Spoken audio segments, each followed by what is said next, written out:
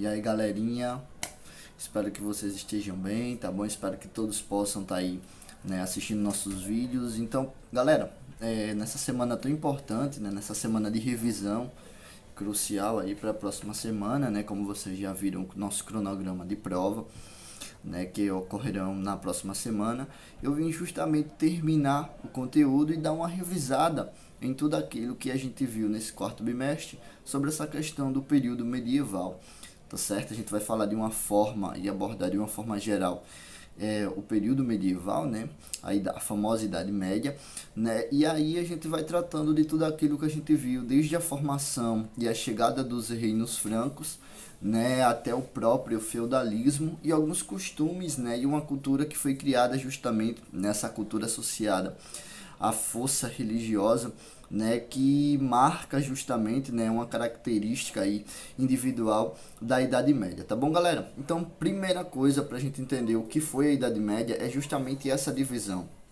né? A Idade Média ela é dividida em duas épocas distintas, né? Que é a Alta e a Baixa Idade Média, né? A Idade Média ela teve justamente o início na Europa com a chegada e as invasões bárbaras, né, dos povos germânicos, justamente no século V, ainda assim sobre essa questão do Império Romano do Ocidente, tá bom? Essa época ela vai se estender do século V ao século XV, né? E aí você vai ter o século XV, essa chegada e a retomada até então do comércio e a retomada aí dos grandes centros urbanos. É bom lembrar que esse período justamente do século V ao século XV, né, é que fica conhecido como Idade Média, né, dividido aí justamente em dois pontos, né, como eu falei para vocês, a alta e a baixa Idade Média. E aí tem alguns pontos e algumas características centrais, né? Primeira coisa, a economia era extremamente ruralizada. Aí você se pergunta, professor, é por causa do feudalismo? Exatamente, lembra lá o feudo, a posse de terra, né? A relação que existia entre sucerano e vassalo, né? A divisão do feudo manso-servil, manso-servil, né? Então, assim, são esses sistemas que associam justamente essa produção econômica, né, ruralizada dentro do contexto da Idade Média. Você tem aí o enfraquecimento comercial porque você tem a formação desses feudos, né? Então você não tem tanta aquela questão do comércio, né? Mas assim, uma pouca ascensão até então do comércio. A supremacia total da Igreja Católica, né? Que nem eu falei para vocês, é um período que vai se destacar dentro dos outros períodos históricos, justamente pela sua associação e a sua ligação à Igreja, né? Você tem o sistema de produção feudal, né? E você tem também uma sociedade totalmente hierarquizada, né? Cada um sabia de fato e conhecia e tinha entendimento do seu lugar, né, dentro desse contexto da sociedade medieval, né? A sociedade atendia justamente a uma pirâmide, né, onde você tem o senhor feudal no topo dessa pirâmide, né? Você tem a nobreza feudal no meio dessa pirâmide, você tem a importância do clero, né? E aí você tem também a mão de obra escrava, né? Os servos. Aí você se pergunta, professor, mas aí nesse período ainda tinha a figura do rei? Galera, tinha o rei, né? Porém, nesse período do feudalismo, né, você vai ter a concentração do poder até então nesse senhor feudal, né, nessa classe aí, até porque eles eram os donos da terra, tá bom? Então a sociedade era uma sociedade totalmente estática, você não tinha uma mobilidade, né? A mobilidade que você tinha era muito pouca, né? Era uma sociedade hierarquizada, onde se a gente idealiza e imagina uma pirâmide social, você tem um nobre, né? Os senhores feudais, os cavaleiros, os condes, os duques e os viscondes no topo dessa pirâmide, né? Em local de destaque, até porque esses caras aí eram os donos da terra, né? E cobravam impostos em cima dela, né? Impostos aos camponeses.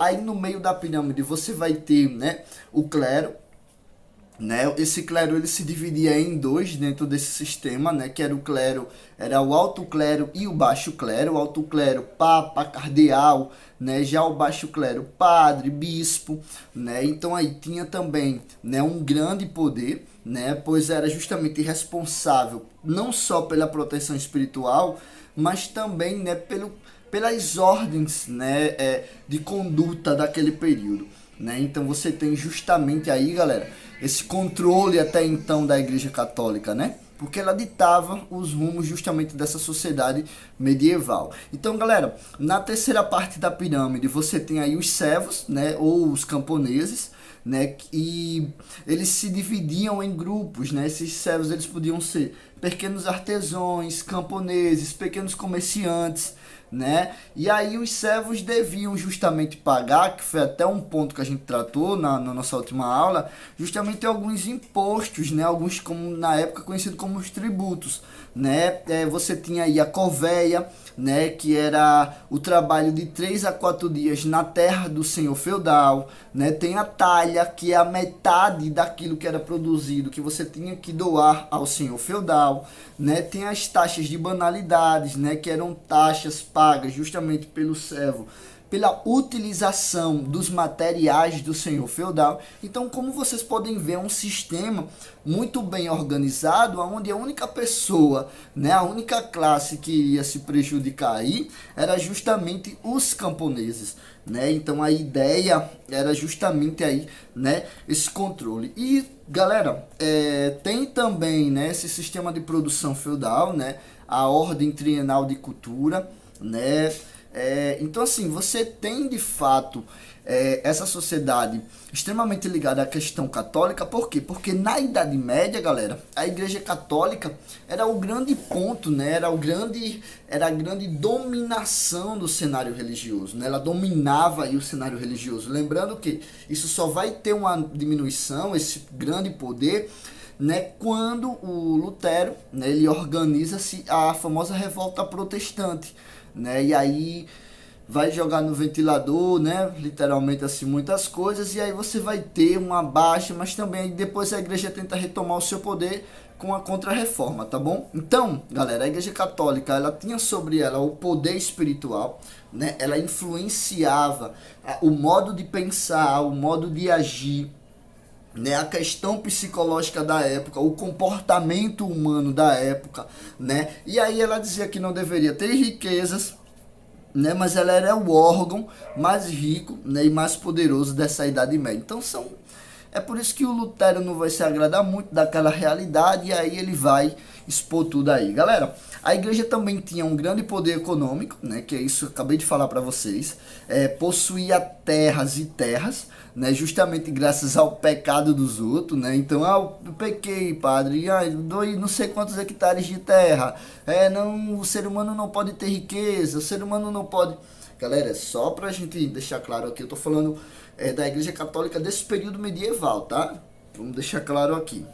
Galera, os monges viviam em mosteiros, né? Eram responsáveis justamente pela proteção espiritual desses feudos, né? Desses vilarejos, né? E passavam grande parte do tempo rezando e copiando os livros e a Bíblia, né? Esses monges, eles ficaram conhecidos dentro do processo histórico como os monges copistas, né? Eles não sabiam ler, mas eles reproduziam, até porque naquele tempo só quem tinha o domínio da leitura era justamente o alto clero, né? Então assim, muita pouca parte dessa burguesia, não a burguesia, né, mas dessa nobreza feudal também que tinha o controle. Uma das primeiras coisas que vai acontecer no contexto da revolta de Lutero é justamente a divulgação das escrituras sagradas, né? Lutero, ele tenta aí reproduzir, ele passa a Bíblia para o alemão, e a partir do alemão, né, várias pessoas vão reproduzindo. O Calvino, né, o próprio Henrique VIII na Inglaterra, né, que tem lá os atritos com a Igreja Católica e rompe, criando o anglicanismo, né, todos esses mecanismos aí que vão aos poucos diminuindo o poder, né, psicológico e o poder de normas e comportamento que a Igreja Católica exercia justamente durante o período da Idade Média. Galera, a economia feudal se baseava na questão da agricultura. né? Existiam aí moedas na Idade Média, porém era extremamente quase não eram utilizadas, né? As trocas de produto e mercadorias ainda era assim muito comum nesse período medieval, né? O feudo, galera, mais uma vez, feudo terra, tá bom? Que era justamente a base da economia desse período, pois tinha justamente o poder, né? Era o feudo que determinava as terras, que determinavam o poder das pessoas. Então, o senhor feudal, o dono do feudo, né? O senhor feudal, o dono da terra, tá bom? O artesanato também era muito praticado durante o período medievalesco, né? A produção era baixa, pois as técnicas ainda de trabalho agrícola eram muito rústicas, né, rudimentares, né, o arado em si ainda era puxado por bois, né, então você tem todos esses pontos, né, muito relevante aí nessa produção econômica do período medievalesco, tá certo, galera? A estrutura política, né, que é um dos pontos muito interessante de aprender dentro dessa questão da Idade Média,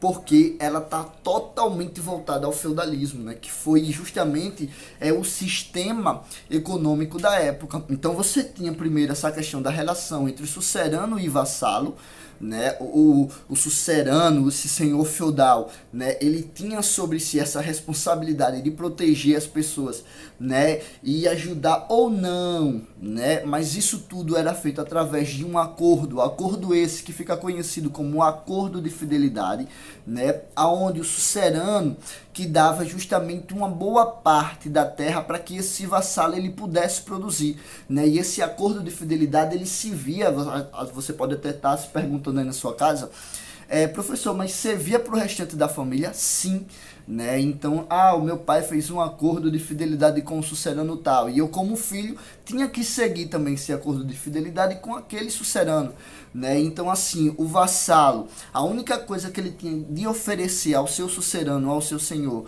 né, era justamente o seu trabalho, né? Em troca, ele recebia proteção, né? Ele recebia terra para que ele pudesse plantar, né? Para que ele pudesse produzir. Essas redes de vassalagem se estendia justamente por várias e várias regiões, né? O sucerano era sempre o mais poderoso, né? E outros suceranos também, né, alegavam e faziam esse acordo de fidelidade ao sucerano mais poderoso de tal região, né? Então, como vocês podem ver, galera, a base da Idade Média, a base política da Idade Média era justamente através desses acordos de fidelidade, né? Todos os poderes jurídicos, econômicos e políticos se concentravam justamente na figura dos senhores feudais, até porque eram eles os donos do lotes de terra, né, os donos dos feudos, como eu falei para você. Então a estrutura é muito bem dividida, né, galera? É fácil de se entender, né? O feudalismo, ele disponibilizava o feudo, né? Você tinha a figura do grande líder, que era o senhor feudal, e ali você estabelecia esse acordo de fidelidade. Galera, como eu falei para vocês da sociedade, né, como eu falei já também, daquelas taxas que eram cobradas, né, que era a covéia, né, a talha, a banalidade, né, você tinha também aí uma que eu até esqueci de falar, quase ia me esquecendo, que era aí a mão morta, né, que você permanecia trabalhando para aquele sucerano mesmo após a morte do pai, né, então você tem o casamento, né, onde o sucerano ele financiava justamente, né, o casamento aí da filha do seu servo, e ao mesmo tempo o seu servo, né, trabalhava em troca daquilo ali, né, em troca dos favores que o senhor feudal poderia oferecer. Então, pessoal, a educação nesse período, né, nesse período medieval, era para poucos, né? Apenas os filhos dos nobres estudavam, né? Essa educação também ela era muito marcada pela influência da Igreja Católica, né? Eles aprendiam o latim, aprendiam a doutrina religiosa católica, né? Eles aprendiam tática de guerra, que era muito comum um feudo lutar contra o outro, né? Principalmente no período do verão lá na Europa, onde eles marcavam esses conflitos, né? Quem nunca aqui assistiu aqueles filmes medievalescos, né? Boa parte da população medieval não tinha o conhecimento da leitura, da escrita, né? Não tinha acesso aos livros. E aí a arte medievalesca, né, como eu falei para vocês, era fortemente ligada também a essa questão religiosa. As pinturas medievais, os vitrais, né, que compunham as igrejas tão imponentes daquela época, né? Você tem aí o período gótico, você tem a arte bizantina dentro desse contexto medievalesco, né? No geral, você tem uma influência total da Igreja Católica nessa questão da arte e da educação. Na arquitetura vai se destacar justamente a construção dos grandes castelos, né, das igrejas, das grandes catedrais góticas, né, essa construção aí dos vitrais. Então, galera, a gente vai encerrando por aqui essa aulinha falando sobre essa questão do período medieval, tá bom, galera? Valeu, espero que vocês aí fiquem ligados, né? A prova tá muito fácil, estudem, pessoal. Sei que tá num período atípico da nossa realidade, né? Mas foquem, estudem, né? Valeu, primeiro ano, fui!